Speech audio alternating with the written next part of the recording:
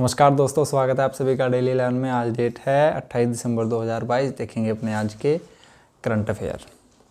शुरू करते हैं दोस्तों। पहला क्वेश्चन हमारा दिवस से रहेगा, आप सभी जानते हैं। यहाँ पर आप देख पा रहे हैं समय ही सब कुछ है। बिल्कुल सही, समय ही सब कुछ होता है दोस्तों। पहला क्वेश्चन आपका, आज 28 दिसंबर 2022 को कौन सा दिवस मनाया जाता है? तो आज दोस्तों भारतीय राष्ट्रीय कांग्रेस पार्टी स्थापना दिवस मनाया जाता है 28 दिसंबर 1885। 28 दिसंबर 1885 को भारतीय राष्ट्रीय कांग्रेस पार्टी की स्थापना की गई थी ए.ओ. ह्यूम द्वारा। अगर दोस्तों आप यहाँ पर 28 दिसंबर 1988 कर देते हैं तो कौन से जनपद का स्थापना दिवस बन जाता है बताइए? यह बन जाता है हरिद्वार का स्थापना दिवस। हरिद्वार का क्षेत्रफल 2360। ठीक है दोस्तों, ऑप्शन बी यहाँ पर आप देख पा रहे हैं यूनिसेफ दिवस यानी कि 11 दिसंबर, गोवा मुक्ति दिवस 19 दिसंबर, किसान दिवस चौधरी चरण सिंह जी की मेमोरी में 23 दिसंबर। आगे बढ़ेंगे दोस्तों। नेक्स्ट क्वेश्चन हमारा उत्तराखंड से रहेगा। उत्तराखंड के मुख्यमंत्री ने रानी पोखरी जाखन पुल का उद्घाटन कहाँ किया है? Option A Haldwani, B Doiwala, C Roorkee, D Kotdwar. बताइए दोस्तों, क्वेश्चन इंपॉर्टेंट रहेगा। ऑप्शन यहाँ पर बी करेक्ट हो जाएगा, डोईवाला। डोईवाला में इस पुल का उद्घाटन किया गया है। अब डोईवाला कहाँ पर है? देहरादून। बिल्कुल सही। तो देहरादून का मैप देखेंगे। पूरे उत्तराखंड का मैप आप यहाँ पर देख पा रहे हैं। उत्तराखंड के अंदर 13 जिले हैं, जैसा कि आप यहाँ पर देख पा रहे हैं। उत्तरकाशी सबसे उत्तरी जिला, उधम सिंह नगर सबसे दक्षिणी, पिथौरागढ़ सबसे पूर्वी, देहरादून सबसे पश्चिमी। आंतरिक जिले यहाँ पर 4 हैं, टिहरी, रुद्रप्रयाग, बागेश्वर, अल्मोड़ा। सबसे बड़ा जिला Chamoli 80-30। Question Uttarakhand police constable में आ चुका है। सबसे छोटा जनपद चंपावत 1766। पिथौरागढ़ की सीमा यहाँ पर सबसे अंतर्राष्ट्रीय सबसे लंबी सीमा है। यहाँ पर पूर्व में नेपाल, उत्तर में चीन, चाइना, तिब्बत। अब बात करें दोस्तों सबसे ज़्यादा जनपदों से किस जनपद की सीमा लगती है, तो यहाँ पर आप पौड़ी गढ़वाल देख पा रहे हैं। यहाँ से नैनीताल, अल्मोड़ा, बागेश्वर 3, चमोली 4, रुद्रप्रयाग 5, टिहरी 6, देहरादून 7। दोबारा देखते हैं दोस्तों। नैनीताल 1, अल्मोड़ा 2, चमोली 3, रुद्रप्रयाग 4, टिहरी 5, देहरादून 6, हरिद्वार 7। तो पौड़ी गढ़वाल की सीमा 7 जनपद से स्पर्श होती है। यह क्वेश्चन पूछा जा चुका है, को याद रखिएगा दोस्तों। आगे बढ़ेंगे। यहाँ पर आप कुछ देहरादून से संबंधित कुछ तथ्य देख लीजिए। हम इनको डेली बेसिस पर देखते हैं, मेरे साथ दोहराइएगा। राजधानी देहरादून है। ग्रीष्मकालीन राजधानी गैरसैंण। तिथि 20 जून 2020। स्थापना 9 नवंबर 2000 में हुई थी। यहाँ पर 2 भाषा है, प्रथम हिंदी है, द्वितीय संस्कृत है 2010 से। 27वां राज्य है, पर्वतों में 11वां राज्य है। उत्तराखंड का नाम उत्तरांचल से उत्तराखंड 1/1/2007 में किया गया था। यहाँ पर 13 जिले हैं। क्षेत्रफल की बात करें दोस्तों 53,483। भारत का 1.69% है। लंबाई 358, चौड़ाई 320। आगे देखेंगे। पर्वतीय क्षेत्रों में हमारे यहाँ पर 86.07%। मैदानी क्षेत्र 13.93। अक्षांशीय विस्तार यहाँ पर 2 डिग्री 44 मिनट। देशांतरीय विस्तार 3 डिग्री 28 मिनट। जनसंख्या 1,86,292। लोकसभा की यहाँ पर 5 सीटें हैं, हरिद्वार, पौड़ी, टिहरी, नैनीताल, अल्मोड़ा। अल्मोड़ा में 80 सीट है, इसको याद रखिएगा। राज्यसभा की यहाँ पर 3 सीटें हैं, नंदा देवी। सबसे ऊंचा पर्वत है 78-17 मीटर इसकी ऊंचाई है और यह पश्चिमी है और यह चमोली में स्थित है। क्वेश्चन उत्तराखंड पुलिस कांस्टेबल में पूछा गया था। फिटों में याद रखिएगा दोस्तों 25,643 फीट। सभी ने मीटर में याद कर रखा है, आप फिट में भी याद रखिएगा, एक कदम आगे चलिएगा सबसे। ठीक है दोस्तों, इसमें आपसे यहाँ पर 2 क्वेश्चन आए थे। आगे बढ़ेंगे दोस्तों नेक्स्ट क्वेश्चन की ओर। क्वेश्चन नंबर 3 हमारा, अंतर्राष्ट्रीय सौर गठबंधन का 5वां सम्मेलन कहाँ संपन्न हुआ?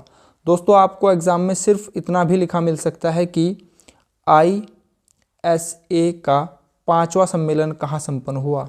तो आपको इसकी फुल फॉर्म याद होना बहुत महत्वपूर्ण है। इंटरनेशनल सोलर अलायंस, हिंदी में अंतर्राष्ट्रीय सौर गठबंधन का 5वां सम्मेलन कहाँ हुआ?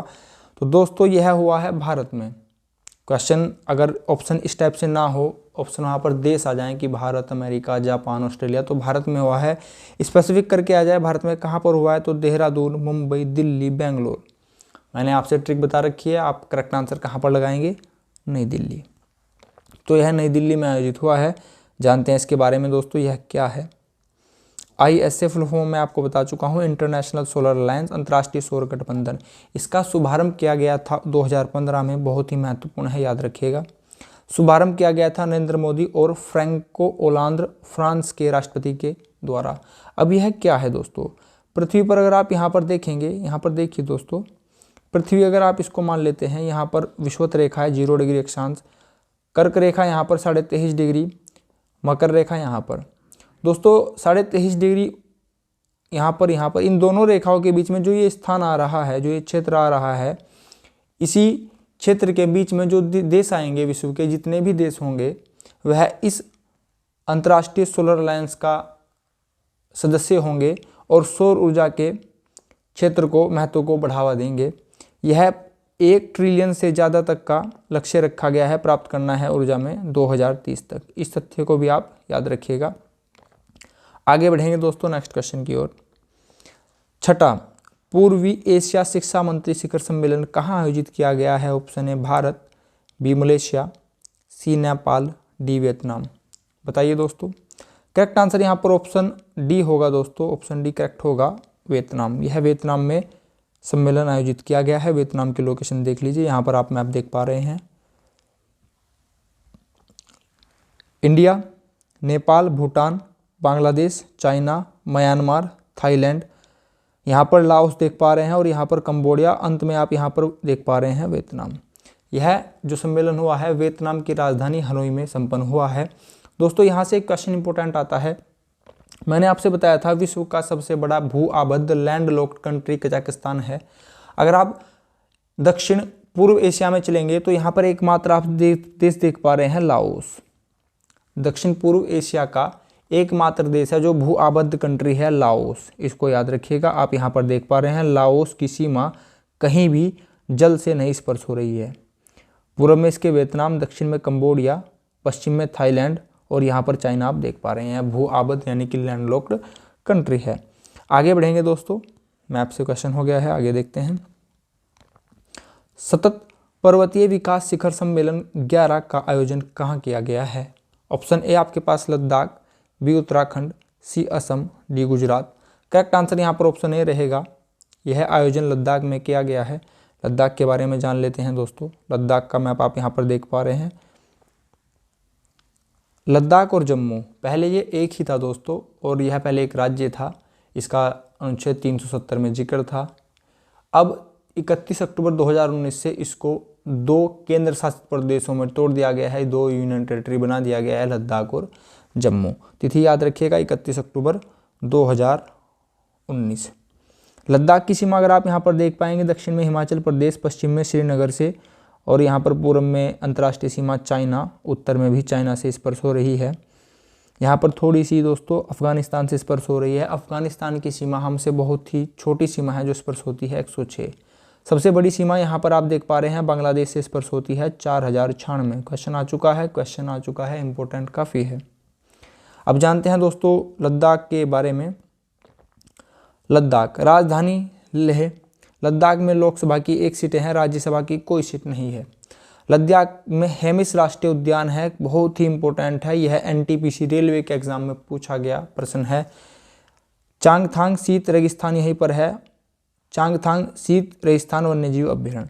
यहाँ पर जो हेमिस राष्ट्रीय उद्यान है इसको आप कंठस्थ कर लीजिएगा, रट लीजिएगा, क्वेश्चन काफ़ी इंपॉर्टेंट रहेगा।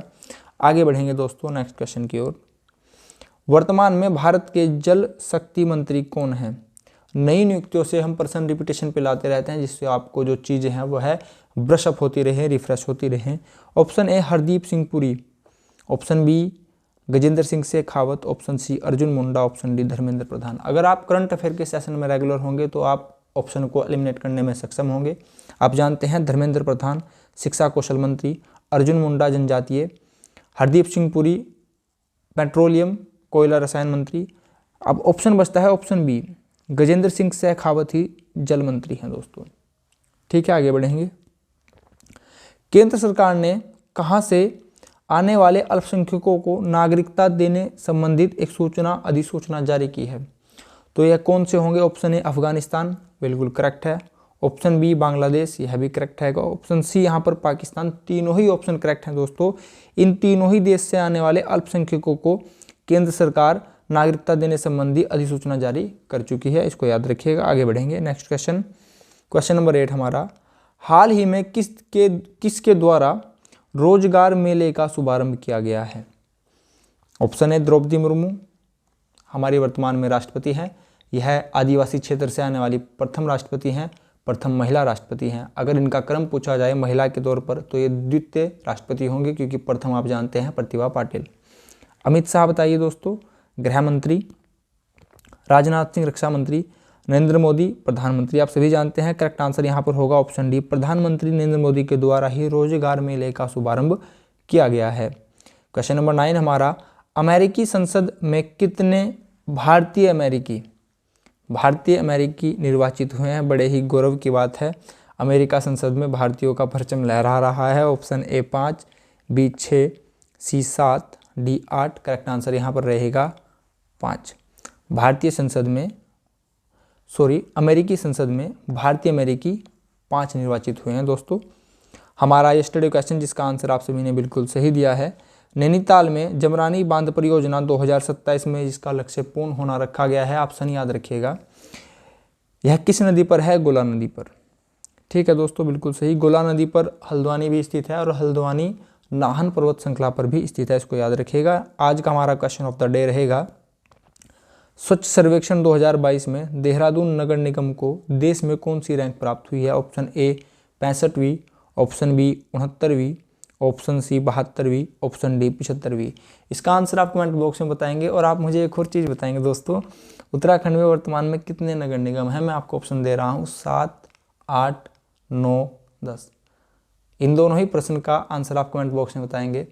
दोस्तों अगर आप चैनल पर नए हो तो चैनल को प्लीज़ शेयर कीजिएगा, सब्सक्राइब कीजिएगा। मात्र 10 सेकंड लगती है दोस्तों चैनल को शेयर करने में। अगर आप इतनी सी 10 सेकंड का समय लगाकर चैनल को शेयर करेंगे तो आपकी ओर से बहुत बड़ी हेल्प होगी। आपने अपना कीमती समय चैनल को दिया है, इसके लिए आप सभी का बहुत बहुत धन्यवाद। नमस्कार दोस्तों।